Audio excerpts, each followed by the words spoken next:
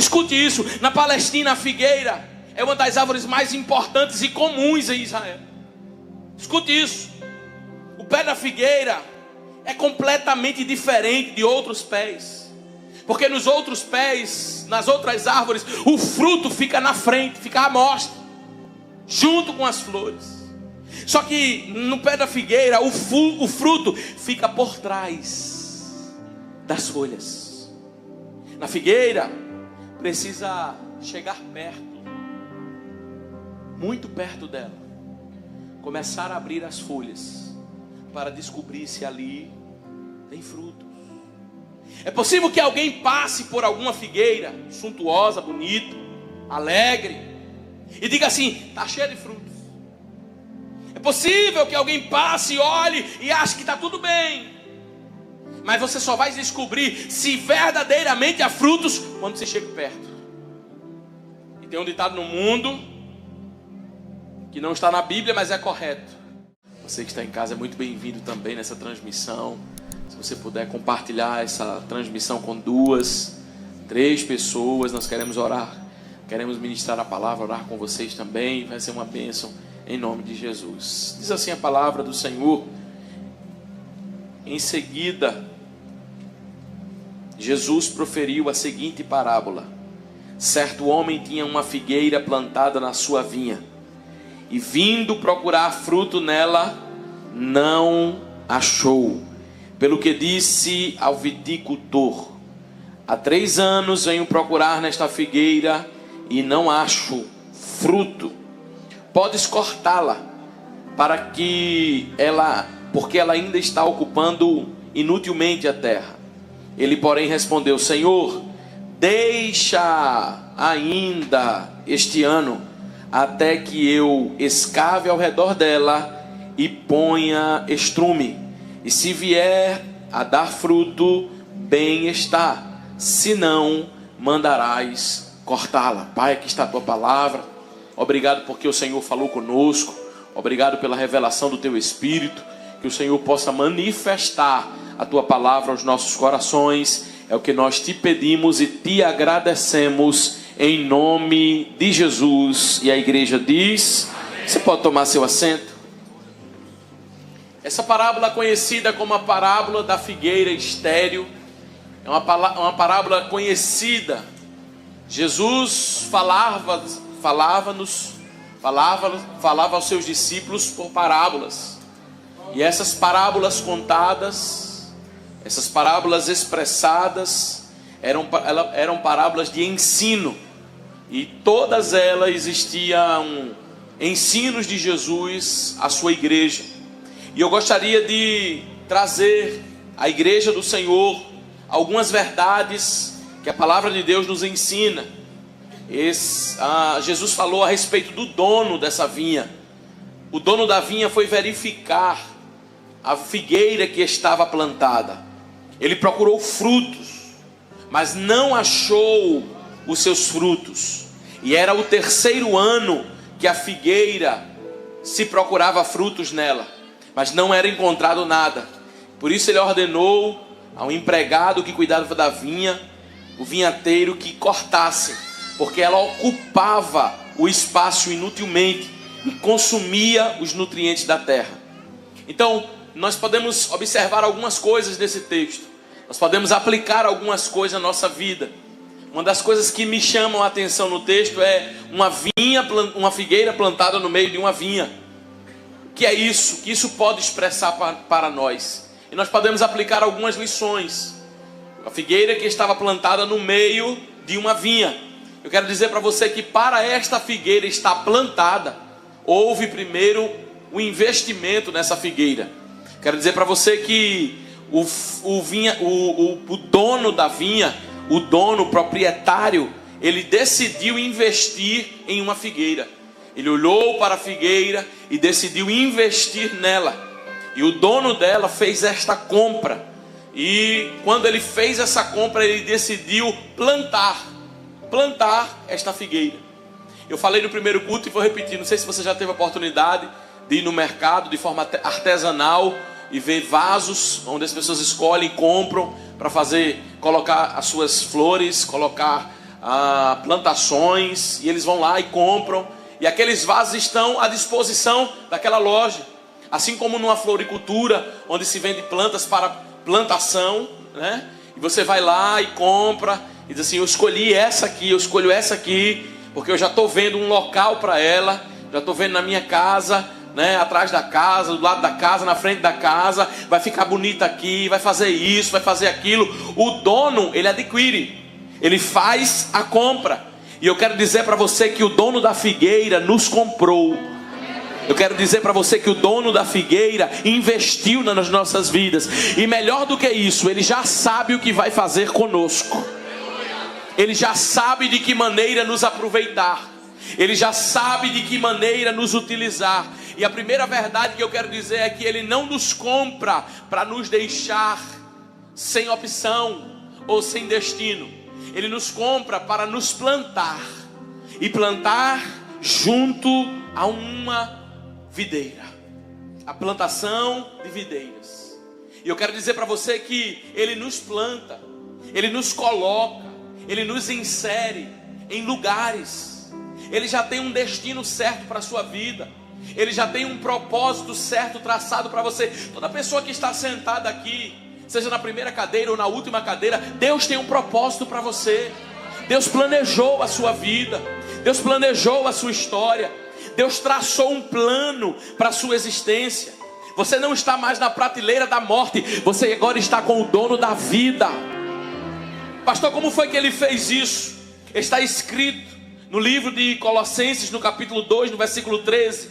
Vós estavam mortos pelas vossas transgressões e pela incircuncisão da vossa carne. Ele vos deu vida juntamente com ele, perdoando todos os nossos pecados, cancelando o escrito da dívida que era contra nós e constatava de ordenanças nos quais eram prejudiciais. Removeu as dívidas inteiramente, encravando-as na cruz e despojando os principados e potestades, publicamente os expôs ao desprezo e triunfou através deles na cruz do Calvário. Eu quero dizer para você que essa compra não foi no mercado da produção, essa compra não foi no mercado do Jaraguá, essa compra não foi em qualquer floricultura, foi na cruz. Ele foi na cruz. E quando ele estava na cruz, ele pagou o preço pela minha e pela sua vida. Ele nos comprou com um preço de sangue. E hoje nós somos livres para viver uma vida com ele. E sabe o que foi que ele fez? Ele nos plantou no meio da vinha. Pastor, o que significa isso? Lugar de destaque, lugar de privilégio, lugar de honra, lugares de governo. O Senhor está nos plantando nesses lugares. Lugares onde você vai levantar suas mãos e orar, e a sua oração vai surtir efeito. Lugares onde você vai abrir a boca para profetizar no meio de um vale que está cheio de ossos, mas esses ossos se encherão de vida. Porque Deus te coloca no meio da vinha. Ele coloca você no meio do povo dele. Ele coloca você no meio da igreja dele. Ele planta você para que você esteja em desenvoltura, para que você esteja aprendendo, para que você esteja crescendo. Deus não te criou para que você vivesse raquítico espiritualmente, frio espiritualmente, mas para que você pudesse produzir, para que você pudesse dar frutos. Ele plantou você na vinha. Ele colocou você no meio. Ele estabeleceu você em lugares celestiais para que você possa viver aquilo que ele preparou para a sua vida. Não se sabe e não sabemos ao certo todos os propósitos de Deus na nossa vida, mas ao longo da caminhada nós vamos descobrindo. É possível que alguém compre um jarro muito bonito e compre uma planta e diga assim: vou colocar no aparador da minha casa, vou colocar lá, vou botar para enfeitar, vai ficar bonito. E quando chega em casa, diga assim: eu acho que não está tão bonito, eu acho que combina mais próximo ao banheiro, naquele lá quando você abre, que tem aquele lavar bonito, aquelas coisas cheirosas, vai lavar a mão e fica bonito ali. E às vezes nós estamos questionando, às vezes nós estamos reclamando pela mudança das rotas traçadas na nossa vida. Às vezes nós não gostamos quando algumas coisas mudam. Às vezes nós não gostamos quando situações se desequilibram do nosso controle. Quem sabe não é o dono da vinha mexendo em algumas coisas porque ele sabe onde você combina. E ao fruto que você vai dar para ele. Saiba que o lugar é lugar de destaque. Saiba que o lugar é lugar de honra. Saiba que o lugar é lugar de governo. Porque Deus não vê conforme o seu tempo, Deus vê conforme o tempo dele.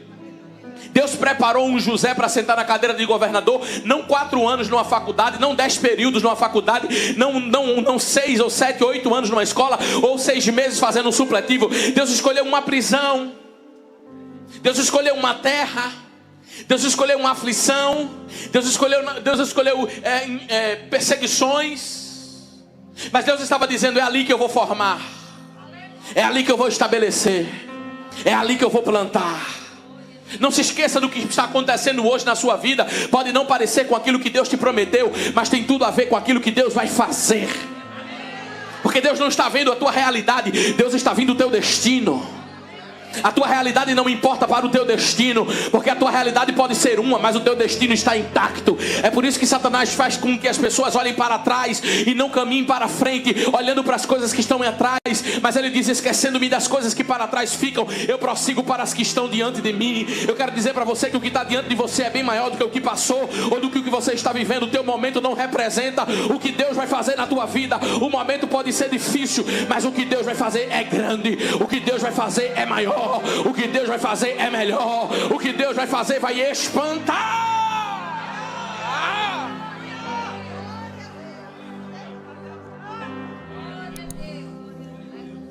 Ele chegou para encontrar, saindo da Judeia, entrando na Galileia. Era necessário passar por Samaria.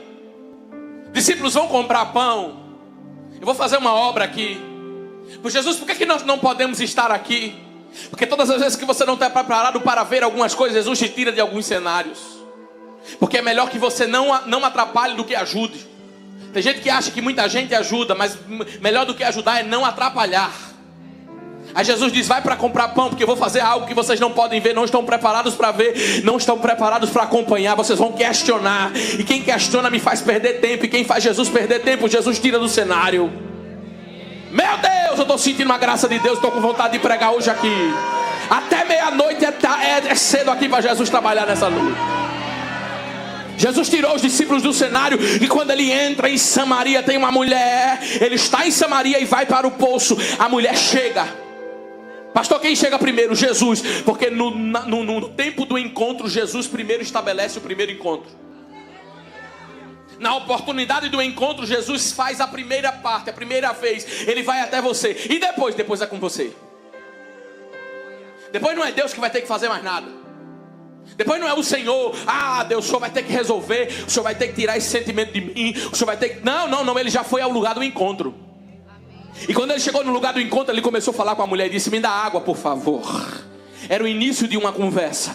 Talvez o que Jesus esteja falando com você não faça muito sentido para a tua realidade, mas é o início de uma conversa para você começar a reconhecer a voz dele, porque você nunca ouviu a voz de Deus e ele está puxando um assunto com você. E talvez você esteja dizendo: isso não é muito interessante porque eu quero. Mas começa a conversar com Jesus para você aprender a ter intimidade com ele, aprender a ter experiência com ele, aprender a ter vivência com ele, aprender a ouvir a voz dele, aprender a entrar no quarto, fechar a tua porta, entrar em secreto. Ele vai te responder. A Bíblia diz que Jesus entra, e quando Jesus entra, ele diz: olha, e ela diz: eu, como sendo tu judeu, pede a mim que sou samaritana água?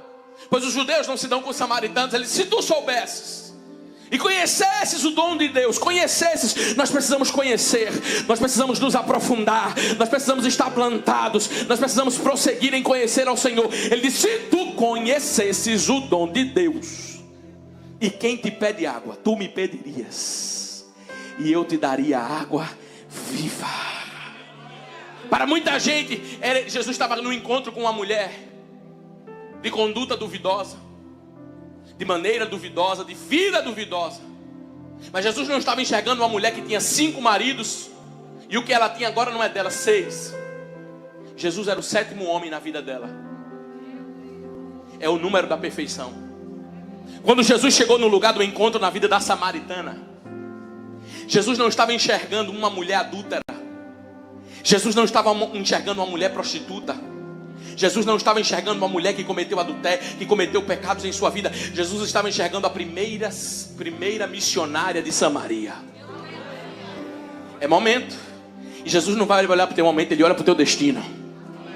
Quando Jesus envia Samuel à casa de Jessé, ele diz: vai lá, porque eu me provi de um rei. Como assim? Não está com coroa, está com um cajado no meio de um mato, cuidando de um bocado de ovelha do pai, fazendo as coisas, rejeitado pela família. Pois é, eu já estou vendo ele como um rei. Eu já estou vendo ele com a coroa na cabeça. Eu já estou vendo ele com o anel no dedo. Eu já estou vendo ele com veste real. Eu já estou vendo ele em Jerusalém. Ah, quando ele entrar em Jerusalém, Saul não se importou com a minha presença, mas a primeira coisa que ele vai trazer para Jerusalém é a minha arca. Deus pensou em você. Deus está investindo em você. E ele está dizendo: amanhã ele senta como rei. Ele se veste como rei. Ele senta como governador. Ele se veste como governador. Ele vai evangelizar Samaria. Vai ser o meu missionário. Deus está investindo no teu amanhã. Eu tenho dúvida, eu não sei.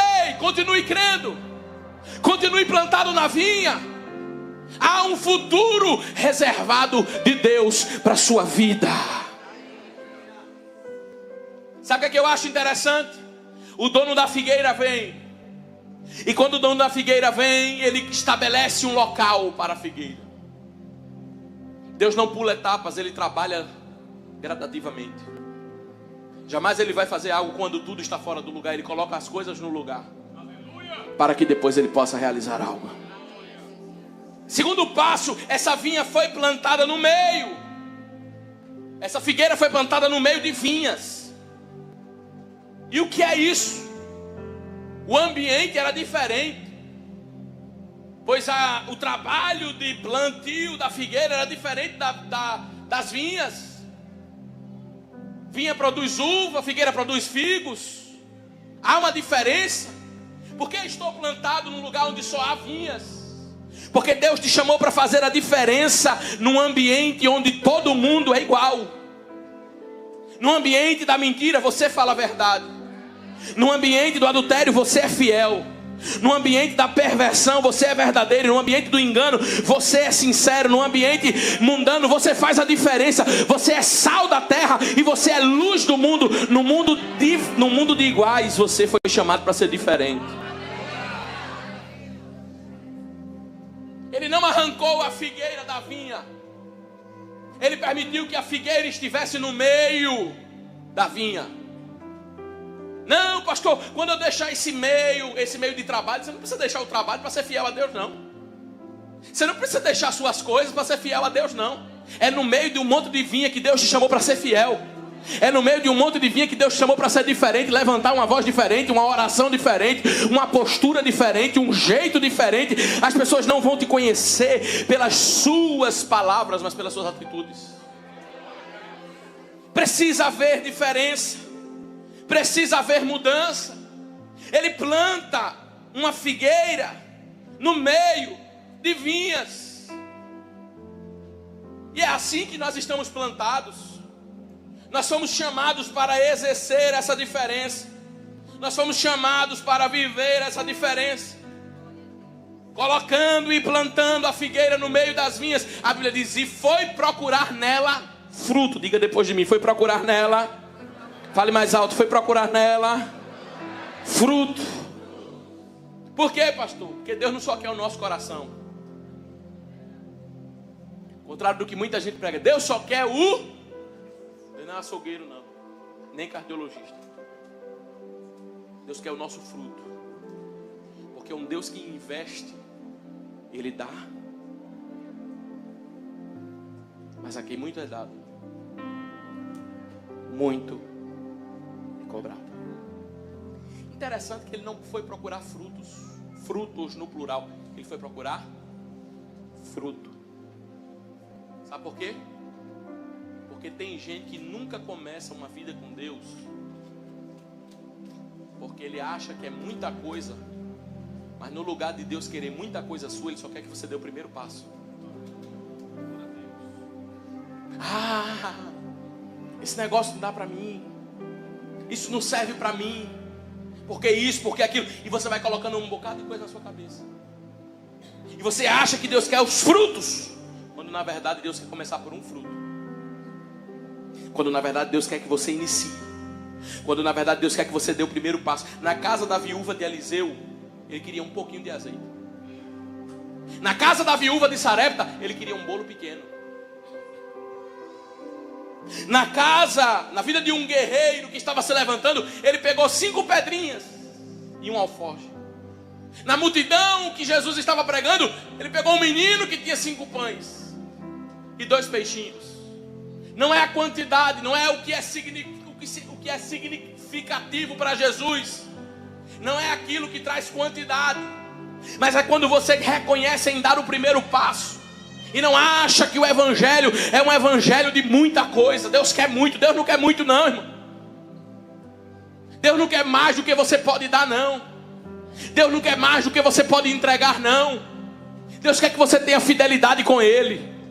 Deus quer te ensinar a caminhar em inteireza de coração. Deus quer fazer com que você seja plantado e viva os princípios dele aqui na terra. Escute isso, na Palestina a figueira é uma das árvores mais importantes e comuns em Israel. Escute isso, o pé da figueira é completamente diferente de outros pés. Porque nos outros pés, nas outras árvores, o fruto fica na frente, fica à mostra, junto com as flores. Só que no pé da figueira, o fruto fica por trás das folhas. Na figueira, precisa chegar perto, muito perto dela, começar a abrir as folhas, para descobrir se ali tem frutos.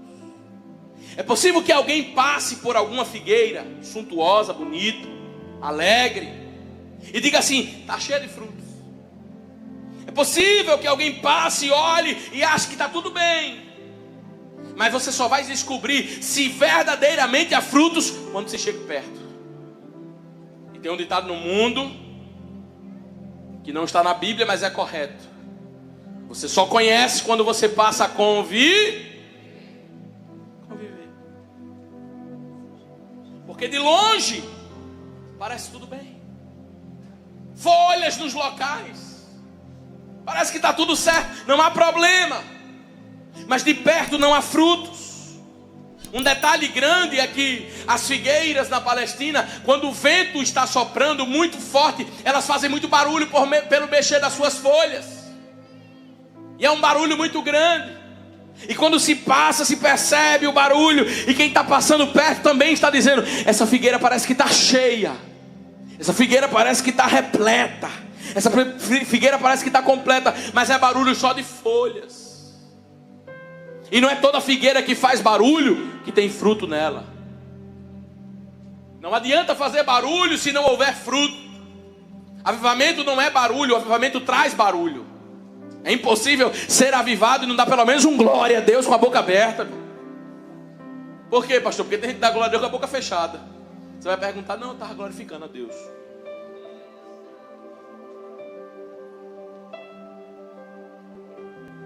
Então, deixa eu falar uma coisa para você. A aparência é uma coisa, realidade é outra. Deixa eu falar algo para você. Quando é que o dono da vinha percebe? Quando ele vai na vinha durante os 3 anos e chega perto. O Salmo 139 diz que Deus esquadrinha a nossa vida. Deus percebe se nós temos folhas ou se nós temos frutos. Porque na aparência está tudo bem, nas fotos melhor ainda. Curtidas, comentários.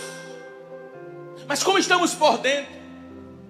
Se nessa noite o dono da figueira chegar perto desta figueira, o que é que ele vai ver nesta figueira? Quantos frutos ele vai ver nesta figueira? Faz 3 anos que o dono da figueira está indo lá.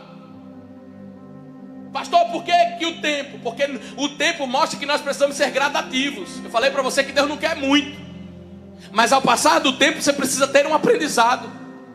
Ou será que quando você se converteu, você tem o mesmo conhecimento de hoje? Faz quanto tempo que você se converteu, pastor? 10 anos. O que você conhece de Deus há 10 anos é o mesmo que você conhece hoje? Faz 3 anos que ele está procurando fruto e não acha. Faz algum tempo que ele está indo procurar fruto e só está vendo folhas. Porque você parou no tempo. Mas Oséias disse: conheçamos e prossigamos em conhecer ao Senhor. Vida com Deus, meu filho, é crescimento. Eu vou falar porque o Espírito Santo está mandando eu falar. E é bom quando Ele manda. Vida com Deus é crescimento. E Deus manda te dizer que você tem parado no tempo. Deus manda te dizer que você tem estagnado em algumas estações espirituais na tua vida. Mas você precisa crescer. Antigamente você olhava o índice porque você não achava o texto. Agora não é hora mais para isso. Agora é hora do pastor dizer: abra a Bíblia no livro de Ageu, e você já ir certeiro e dizer: sei onde é, quantos capítulos tem. Quando alguém chegar aqui, o meu sonho não é que essa igreja esteja repleta. Quando um pastor de fora chegar aqui e disser assim: abre a Bíblia aí, 2 Reis capítulo 4, alguém já está gritando: eita viúva. Abra sua Bíblia aí em Juízes capítulo 13. Eita Sansão. Abra sua Bíblia aí em Deuteronômio 28. Eita as bênçãos. Abra sua Bíblia aí em Êxodo capítulo 3 e capítulo 2. Eita o nascimento de Moisés. A igreja precisa conhecer a palavra. A igreja precisa conhecer o dono da vinha. A igreja precisa de relacionamento com Ele. As igrejas estão cheias de pessoas vazias. Eu vou falar o que Jesus mandou falar hoje aqui.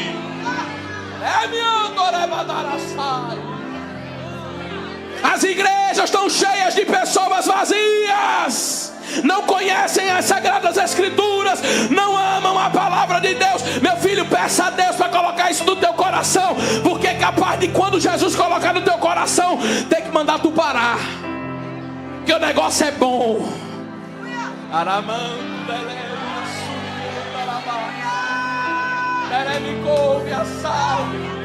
Ah, se todos entendessem o que Jesus está falando aqui, o negócio é bom. É bom ser rejeitado, mas dobrar o joelho e dizer: estou aqui, meu filho, estou aqui. É bom passar por provas, aleluia, aleluia, aleluia, mas abrir a boca e o Espírito Santo falar à sua igreja. As nossas conquistas não são maiores do que a nossa intimidade com Deus. Deus pode estar te dando, meu filho, mas isso não significa a aprovação de Deus, não. Cuidado.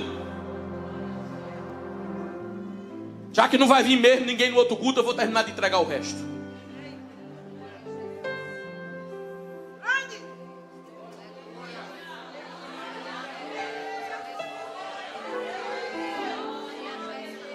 Que adianta? O investimento está ok.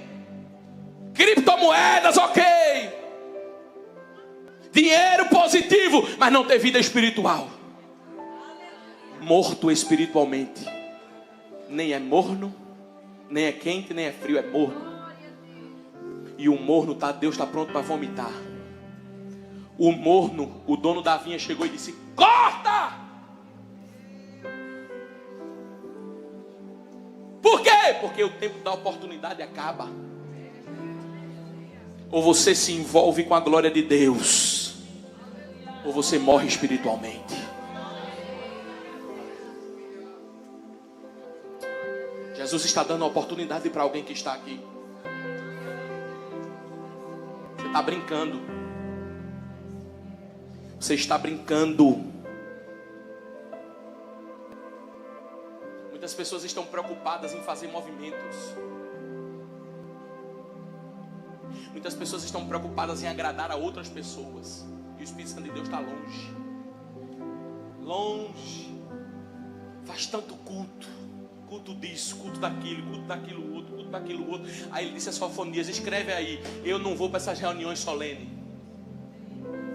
onde o homem é ovacionado e adorado, onde o propósito não é a minha glória, é aparecer. Escreve aí, Sofonias: eu não vou, eu não desço. Não tiver 2 ou 3 reunidos no nome, não. Porque se fosse assim, qualquer pessoa que tivesse qualquer vida, se reunisse agora 2 ou 3, pode descer. Eu tenho a obrigação de descer, viu, Jesus? Sabe por que Jesus às vezes não desce nos nossos cultos? Porque o homem quer ser o centro do nosso culto. O culto só tem graça se disser: Deus vai dar, Deus vai multiplicar, vai receber a chave do carro, a chave da casa. Deus não precisa nos dar mais nada. Ele já entregou o seu Filho amado.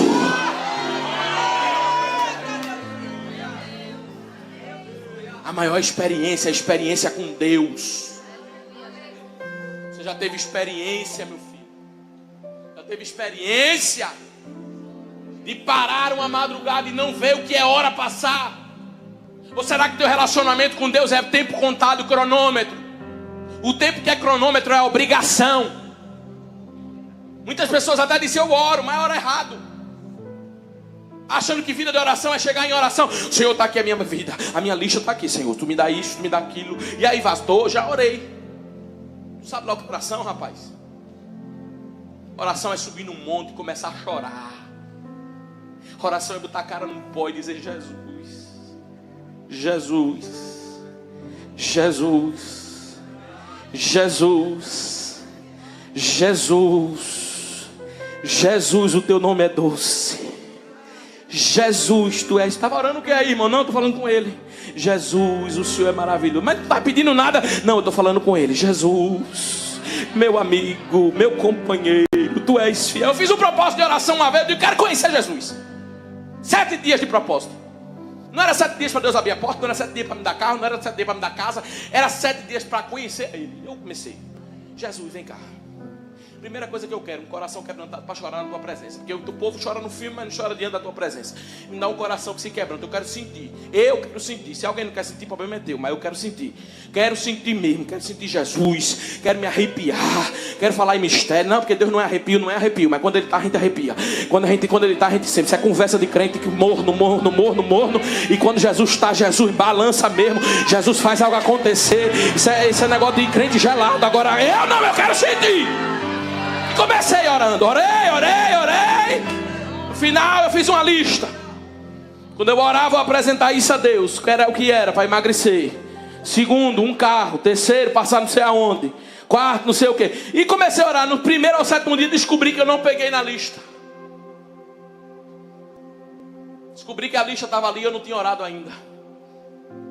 Entreguei o propósito no sábado e disse: Jesus, eu quero te conhecer ainda mais. Revela-te a mim, fala comigo, me dá um abraço.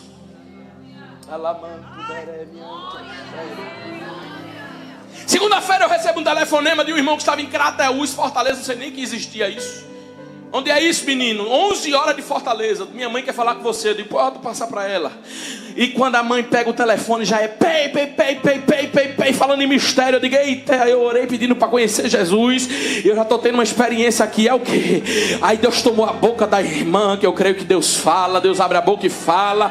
Lá no centro ele mente dizendo que é fulano que fala. Não, é tudo demônio. Mas Deus não, Deus fala. E quando Ele fala, é tiro certeiro. Quando Ele fala, está certo. Quando Ele fala, Ele estremece a terra. Quando Ele fala, Ele separa a labareda do fogo. Quando Ele fala, a voz dele estremece a terra. Quando Ele fala, a carne não suporta. E Ele disse: eu vi o que tu fizesse diante de mim. E eu vi que tu não pedisse nada.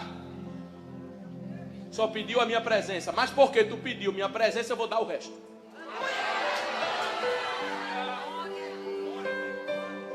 E aí, pastor, posso te dizer que tudo que eu tenho foi Deus que me deu. Sabe o que é casar sem comprar um móvel e ganhar tudo? Eu quero contar meu testemunho hoje. Circo da oração, foi eu. Máquina, geladeira, fogão, sofá. E do bom e do melhor, viu? Não foi nada ruim não. E não pedi a boca e nem abri. Mas Ele me deu. Me deu. Que darei ao Senhor por todos os benefícios. Bem material chega. Mas não é isso que eu procuro. Tenho promessa e vou receber muito mais. Mas não é ir atrás disso que eu estou. Eu estou atrás da amizade dEle. Eu estou atrás de chegar mais perto dEle. Eu estou atrás de orar mais um pouco e conhecer quando Ele está falando e quando não é Ele que está falando. Eita! Eu estou atrás de me relacionar ainda mais com Ele. Eu queria para minha meta de 2024 ter isso, ter aquilo. Isso é a sua lista pessoal. Mas que na tua lista pessoal esteja conhecer a Deus e prosseguir em conhecer ao Senhor. Conhecer a Deus e prosseguir em conhecer ao Senhor. Conhecer a Deus e prosseguir em conhecer ao Senhor. Que Ele possa crescer e que eu possa diminuir e que Ele possa aparecer. Fabiana,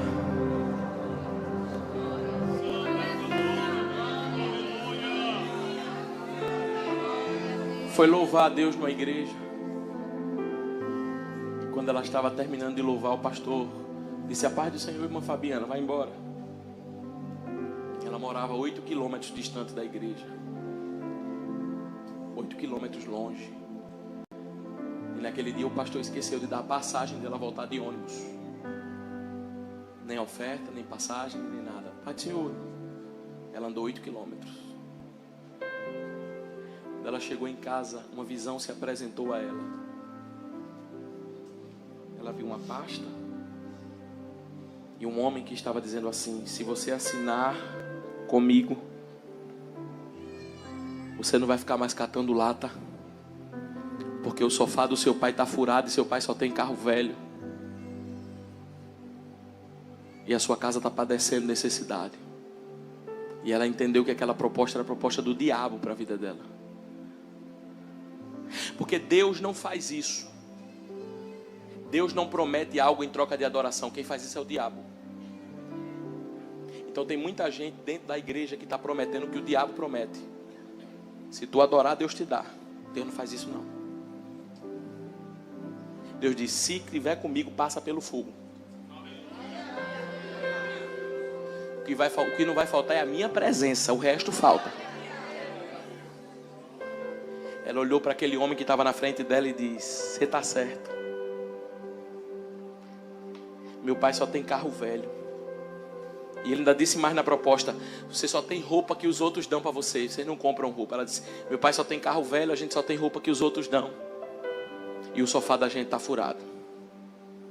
Mas o meu pai, cheio de carro velho, um dia com 13 filhos, foi ele nos levar para a congregação que ele dirigia. E tinha uma sombrinha para 13 filhos. E ele abriu o culto. Ele olhou para o céu, um pai com um carro velho, e disse: Deus, como Elias orou, eu também oro. Segura essa chuva. E ela disse: ela conversando, eu vi meu pai. Quando meu pai baixou a mão, a chuva parou. Só 3 pessoas acreditam nisso, mas eu vou repetir. Quando ele baixou a mão, a chuva parou. Quando nós entramos na igreja, a chuva voltou. Uns sinais aí que só quem é crente espiritual fica ligado. Só esses sinais que acontecem. A gente tem roupa que os outros não, mas a gente vai tão cheiroso para adorar a Deus e com o maior prazer. E em último lugar, o nosso sofá está furado, mas Ele senta no nosso sofá.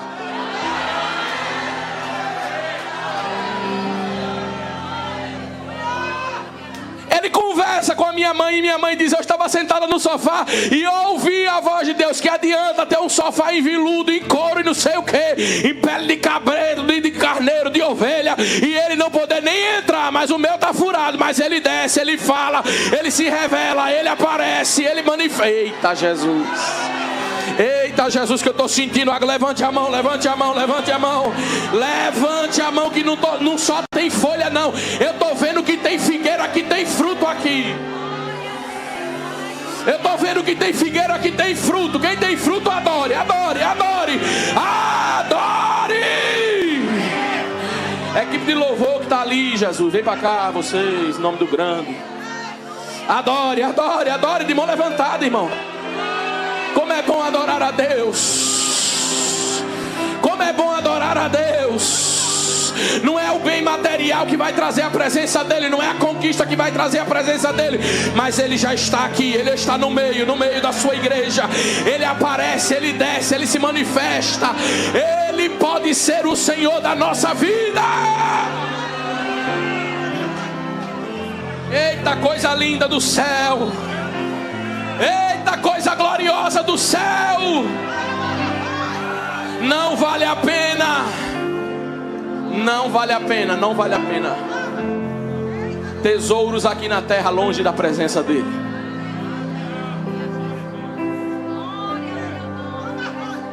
Davi disse: tira tudo. Quem experimentou da presença, troca a presença por coroa. Tira a coroa. Eu quero a presença. Alabraste, ocalácia.